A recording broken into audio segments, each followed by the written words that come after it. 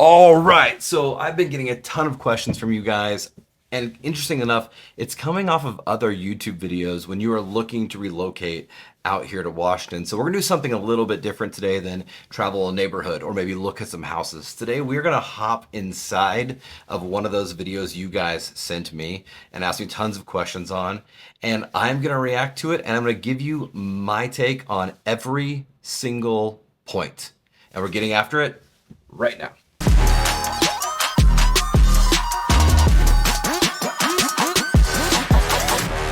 Hey, and don't forget, Chris, myself, and our team, we're getting phone calls, texts, and emails every single day from people just like you who are looking to make their move out to the greater Seattle-Tacoma area. So whether you're looking at making your move in the next 3 days or the next 3 months, shoot us a phone call, text, or an email so we can help you make that smooth move. All right, now into the world of Briggs and the reasons no one is moving to Washington.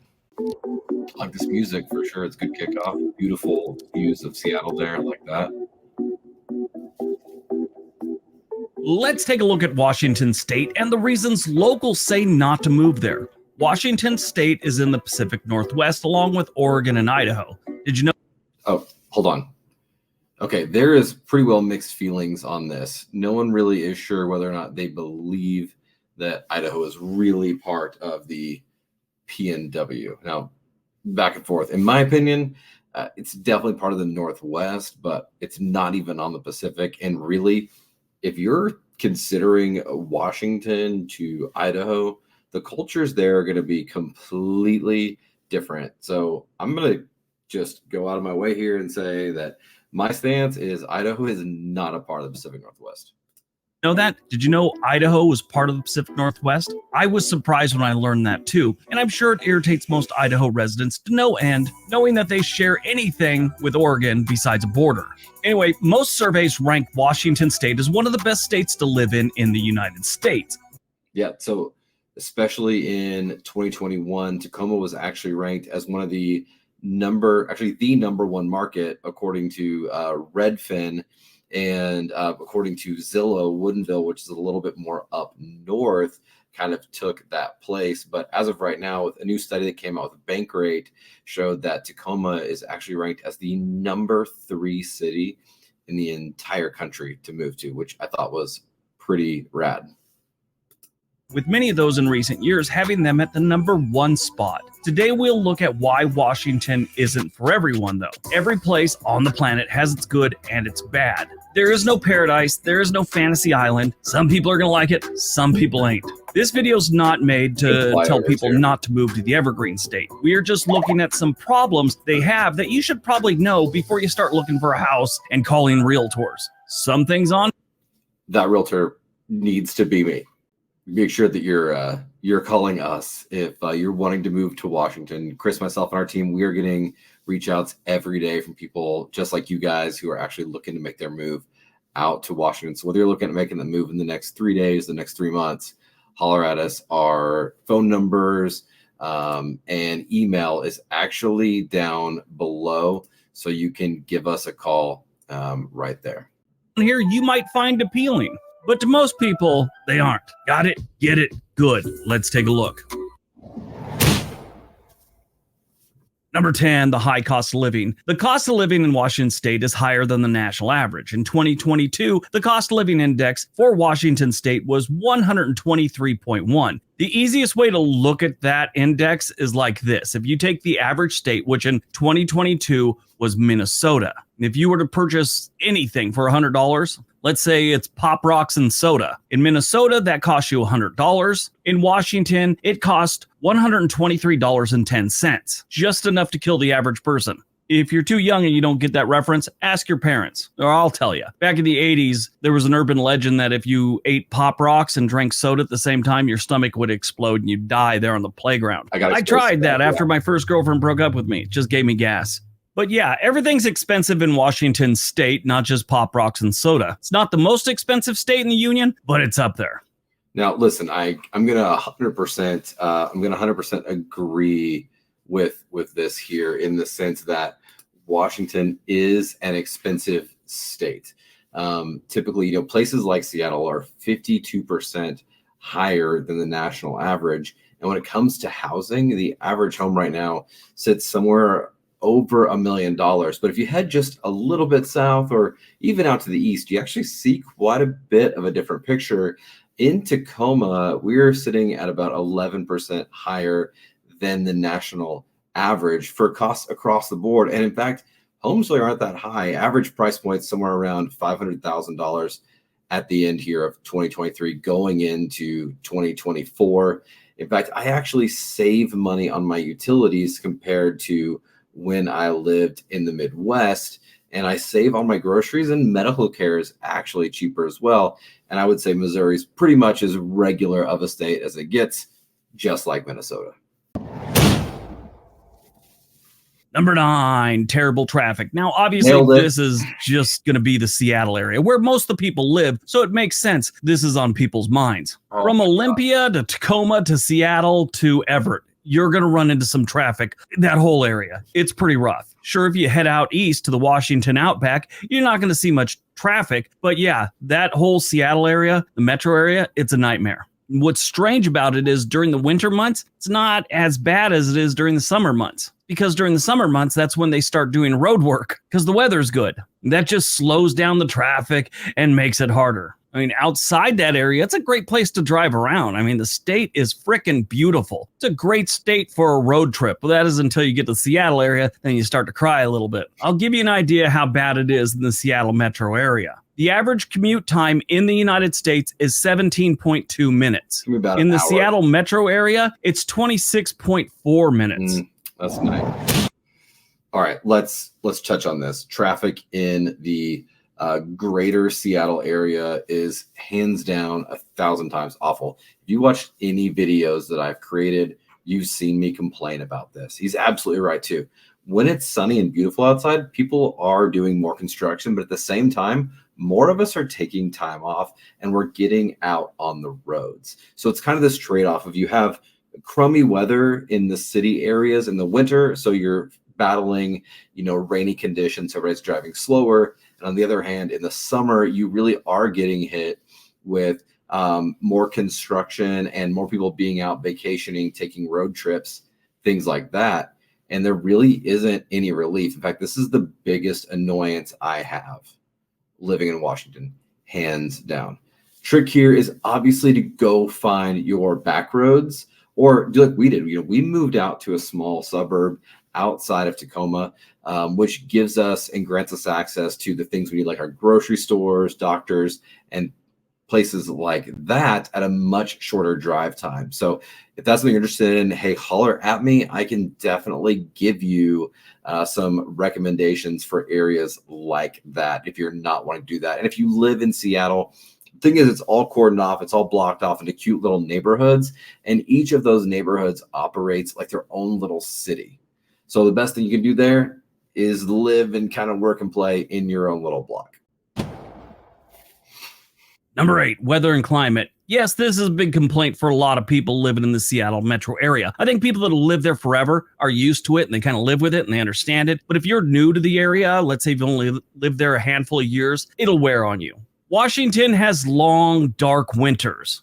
The days are short and the weather can be, cold and dreary. Yeah, right now we actually are in November 14th, the time of filming this, and our average daylight is like 8:30 in the morning to 4:30 when the sun goes down, and it kind of sucks. Now, of course, your summer days are like 20 hours long. The sun is still out at 10 o'clock, and that's really the trade-off. But these shorter days in the winter, especially as you're kind of gaining towards that winter solstice, it's pretty rough.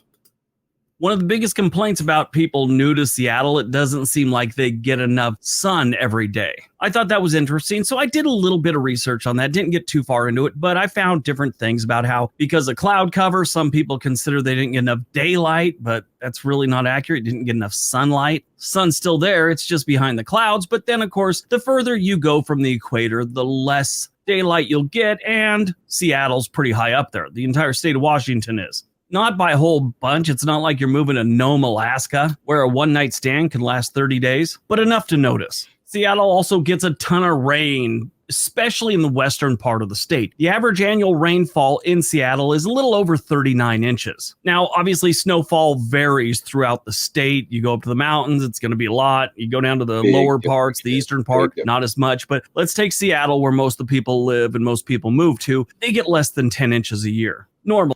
Yeah, I mean, we typically see 1.5 to 2 inches of snow. And as far as that rain goes, it really is more along the lines of like a mist. The thing that you might not be aware of is in the Midwest, South, and the East, we have these giant storms. Out here, we really don't, which probably is surprising with all the gray that we have, but they just don't come. It's just this constant drizzle, this constant mist that comes out. So that 39 inches, which is actually less than places like New York City, Miami, Hawaii, Chicago, it feels a lot more brutal. Now, they have had some years where it's gone way over that, but that's usually what they get around that.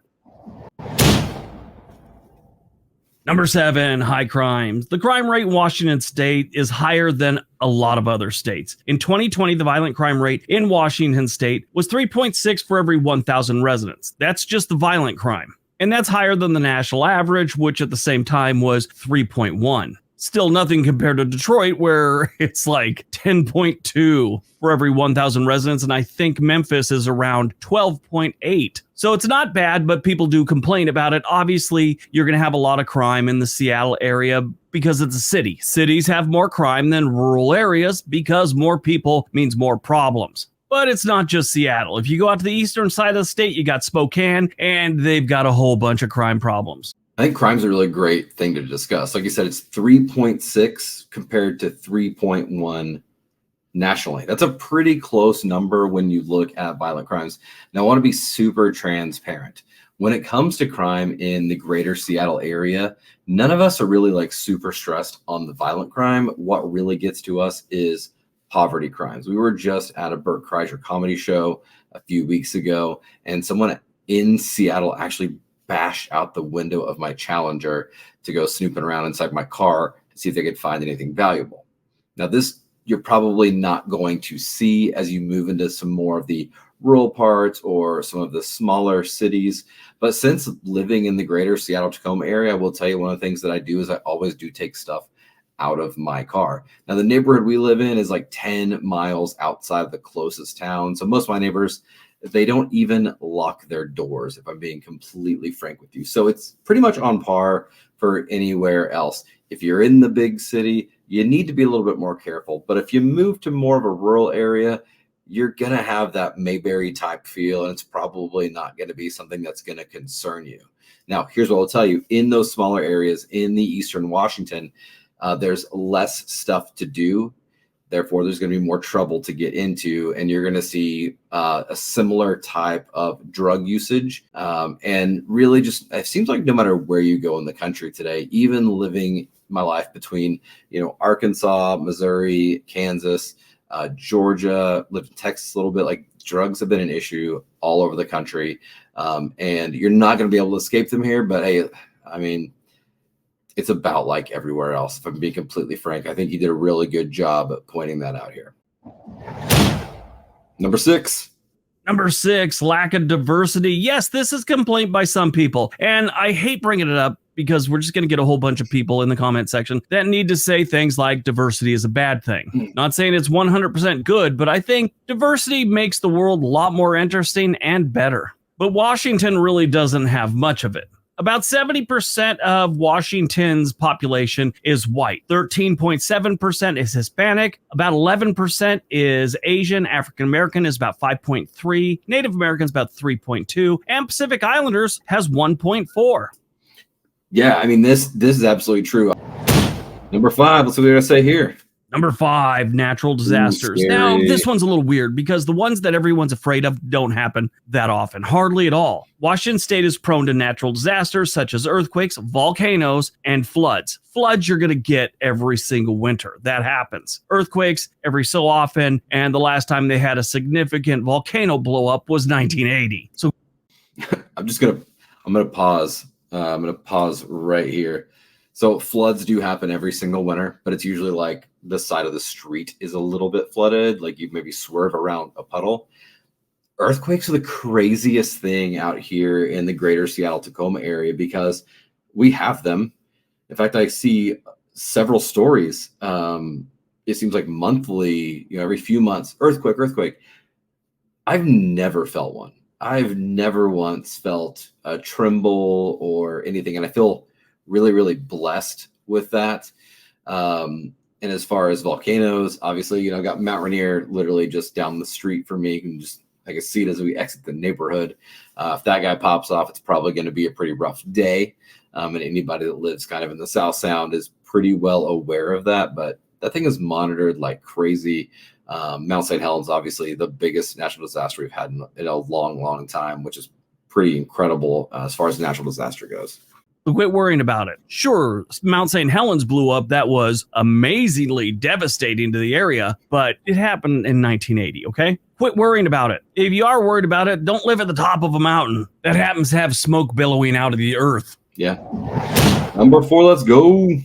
Number 4, lack of jobs. No, now, Washington State does have a lot of jobs. The problem is they got a lot of people trying to get those jobs. And we're talking about the high-paying ones. Usually in the tech industry, things like that, aerospace, whatever. They have a lot of those jobs, but they just have even more qualified candidates. A lot of people that were just working normal tech jobs have kind of shifted their focus to healthcare technology because that seems to be a little bit better way to get a job and still working in tech. Healthcare always has jobs. But that's the biggest problem. People say working and living in, especially the Seattle area, there's just too much competition for the good paying jobs.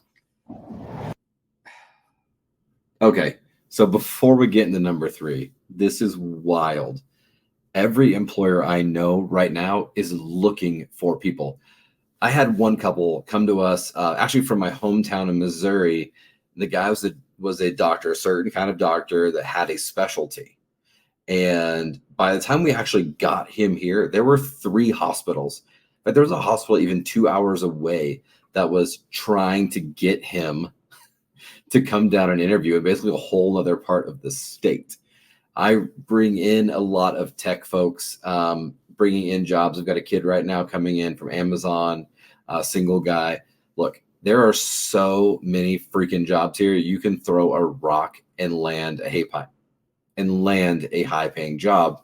In fact, all of my children have jobs, and they all make between $20 to $25 an hour, even with high school type jobs. So the possibility for income out here is absolutely incredible. I think this guy probably went and read like one article and was starting to the low of his list. Maybe I'll have like 9 things on there, and dude just threw that in there because he needed something else. But let's see where we go here with number 3. Honestly, number 4 kind of irritated me, but let's see where we go here. Number 3, the residents are unfriendly. Yeah, I could see this one, especially when you take Seattle into consideration. Seattle has this thing up there they call the Seattle freeze, where if you're new to the area, it's really hard to make friends. So in the cities especially, there's this lack of welcoming atmosphere. And if you move there, it takes a long time to start feeling like you belong, I guess. Washington, and again, especially in the Seattle area, it's also known for being one of the worst places to be single and in the dating scene. Okay, so the Seattle freeze. Now, I want to break this down for you. So when you move out to Washington, first of all, people are not mean. There's a lot of like grabbing and violent-y looking shit going on right there. That's not the case. That's not how people operate. And again, remember, I'm a transplant. I moved here from the Midwest where everyone is nice. But people are also Midwest nice. They're passive aggressive. And that's something you can kind of see out here as well. In fact, I really had sort of a hard time making friends when I first moved here, but a lot of it was because I stayed sheltered up. I stayed cooped up. I didn't get out and meet people. I didn't put myself out there. Look, especially in the Seattle and Tacoma areas, places that are cities, and people are busy, not just with work, not just with family, but they have a lot going on. If you want to build meaningful relationships, you're going to have to step out of your comfort zone. You're going to be comfortable connecting with people. We preach to kids all the time when they move schools, like, hey, you just got to put yourself out there and you've got to make friends and you've got to try. But as adults, when's the last time we really tried something new? When's the last time we really entered a group of brand new people and tried to build relationships? Chances are it's probably been a minute. So if you come out here, I don't want you to be afraid of people. You just need to put yourself in a position to meet like-minded folks. For me, it was Chamber of Commerce. It was some networking events. It was building around my kids' friends, and then also inside of my industry. So those are all things that I recommend that you try. All right, let's see what we got here. Number two, the homelessness. Yes, the homelessness. You knew we'd be getting to this eventually. Everybody knows Seattle, especially, has a pretty bad homeless situation. Any city in Washington has a fair amount of homeless. Same thing going on down here in Portland and Los Angeles. The West Coast is just silly with homeless people. Now, not wishing any ill will on them, but these people are in a bad situation. They just drain the resources of a community, and they bring other problems like real estate prices going down, which you'll find in number one. Seattle could use some of that. Crime gets spiked in areas where there's a lot of homeless people. They have to put money in addiction services, housing services, and mental health services. Costs money, and it hurts the community. I'm not talking bad about these people. I am just stating a fact, a statistical fact, that they drain communities and they need help. But it is a problem, and it's something people take into consideration when they're moving there or when they're living there. Myself, I go up to Seattle a few times a year, handful of times a year. There's a company up there I do voiceover work with, one of the only ones that doesn't let me do it from home, which kind of sucks, but they pay good. Every time I've gone up there, I've been up there 2 or 3 days. I don't see as many homeless as I have in Portland. In Seattle, if you don't see them, they're staying underneath the overpasses. We don't have much of that here in Portland. I mean, they do, but they also camp out on the streets a lot. Yeah, the homeless in Seattle is definitely kind of a different dynamic than what I'm used to. In Missouri, places like Kansas City, St. Louis, they're very aggressive. They would bum rush your car. They would expect money from you. They were very, very pushy. The homeless, when I travel up to Seattle, really have kind of a different mindset. Like, they really just stay to themselves. They want their peace. They're just kind of coexisting, and sometimes they even build their own little intricate communities out in the woods. But I rarely run into situations with homeless folks that make me personally feel unsafe.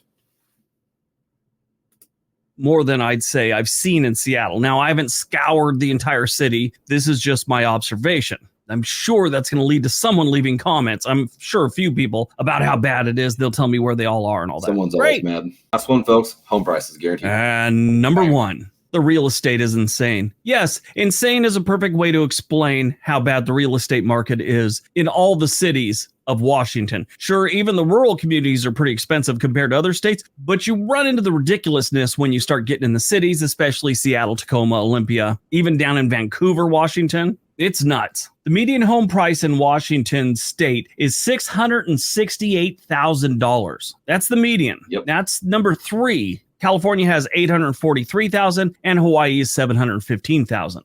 Yeah, we've really seen a big adjustment here. With these prices, about 2 years ago, when rates were super, super low, people were buying homes in the greater Seattle area. But what happened as time kind of went on and rates went more and more up there, we've seen more people pour south, because if you go north, it gets more expensive. If you go east, it gets more expensive. But as you go south, like Tacoma, Olympia, even down in Vancouver, the prices are considerably different. So, for example, right now, the average 3-bedroom home in Seattle is $1,045,000. But the average 3-bedroom home in Tacoma is $497,000. So you could be 45 minutes on the train up to Seattle and cut your cost of living in half. But we are seeing areas like Bellevue, Seattle, Issaquah, even places like Renton now, anywhere in that just greater Seattle little bubble, prices are just absolutely absurd. And people are having to either, one, move into smaller housing like DADUs and ADUs or townhomes, or they're having to leave the city altogether. Obviously, part of the reason it's so high is the Seattle metro area. It's insane there. In recent months, I've been looking at homes in Washington, for the most part in the southern section near Ridgefield and Vancouver, Washington. Want to take advantage of that no state income tax they got going on over there. Besides having high real estate prices, they have a real problem with affordable housing, meaning their rents are high and they don't have many homes that are on the cheap side. So if you want to live, let's say in the Seattle metro area, you better make a lot of money or you better have a lot of roommates. Hopefully you don't have one of those roommates that eats your cereal and then replaces it with like the generic brand. Yeah, we're actually seeing right now a lot of bedrooms coming up for rent in our town. So people are buying homes, they're just renting out bedrooms, and a bedroom is going for about $1,200 right now. You had Cocoa Pebbles, and now you have a Cocoa Pebbles box filled with Dino Bites from the dollar store or something. I've had a roommate that did things like that. He was a big dude. He used to dump a whole thing of Oreos in milk and eat it like cereal. I used to watch that guy eat, and I realized I'm staring at him like I'm watching an animal documentary on Animal Planet or something. Anyway, housing is expensive for everyone in Washington, not just dudes that eat cookies like their cereal. All right, guys. Well, I feel like we've wrapped that up. I've really dove deep into all 10 points there with you. There were definitely some things that I agreed with, some things I didn't agree with. I would love to continue to carry the conversation out with you. So if you have more questions, or if you're ready to start that journey out to Washington, reach out to us, shoot us a phone call, text, or an email. And until next time, I cannot wait till you're out here so we can show you around.